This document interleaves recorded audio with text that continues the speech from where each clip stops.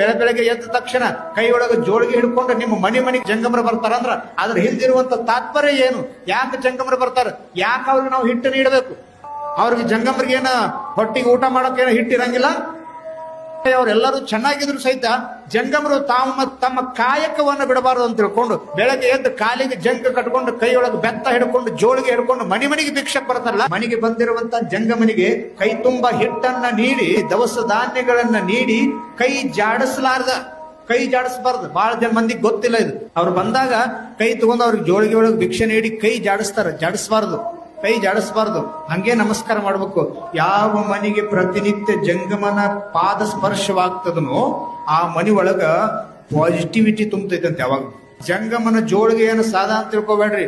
ಜಂಗಮನ ಜೋಳಿಗೆ ಇಂಥ ಶಕ್ತಿ ಇತ್ತಲ್ಲ, ಕೈಯೊಳಗೆ ಜೋಳಿಗೆ ಹಿಡಿದಿರುವಂತ ಜಂಗಮ ಈ ಮನೆತನಕ್ಕೆ ಒಳ್ಳೇದಾಗಲ್ಪ ಅಂತ ಹೇಳಿ ಮನಸ್ಸಿನೊಳಗ ನಿಮ್ಮ ಮನೆಯೊಳಗೆ ಬಂದ್ ನೀವು ನೀಡಿರುವಂತ ಹಿಟ್ಟು ನೀಡಿಸ್ಕೊಂಡು ಮನಸ್ಸಿನೊಳಗ ಮನೆತನಕ್ಕೆ ಒಳ್ಳೇದಾಗ್ಲಿಪ್ಪ ಭಗವಂತ ಅದು ಬೇಡ್ಕೊಂಡ್ರೆ ಸಾಕು, ನಿಮ್ ಮನೆ ಉದ್ಧಾರ ಆಗ್ಬಿಡುತ್ತೆ. ಅಷ್ಟು ತಾಕತ್ತ ಜಂಗಮನ ಜೋಳಿಗೆಗಳಿಗಿರ್ತದೆ. ಬೆಳಗ್ಗೆಯಿಂದ ಸಾಯಂಕಾಲದವರೆಗೂ ಮಾಡಿರುವಂತ ಪಾಪವನ್ನ ಮರುದಿನ ಬೆಳಗ್ಗೆ ನಾವು ಜಂಗಮನ ಜೋಳಿಗೆ ಹಾಕ್ತಿವಿ. ಅದು ಹಿಟ್ಟಲ್ಲ, ಅದು ನಾವು ಮಾಡಿರುವಂತ ಪಾಪ ಅನ್ನೋದನ್ನ ತಿಳ್ಕೊ. ನಮ್ಮ ಪಾಪವನ್ನೆಲ್ಲ ಗೋಳೆ ಮಾಡ್ಕೊಂಡು ಹೋಗಿ ನಮಗೆ ಪುಣ್ಯದ ಪ್ರಾಪ್ತಿಯನ್ನ ಮಾಡ್ಲಿಕ್ಕೆ ಪರಮಾತ್ಮ ಯಾರನ್ನ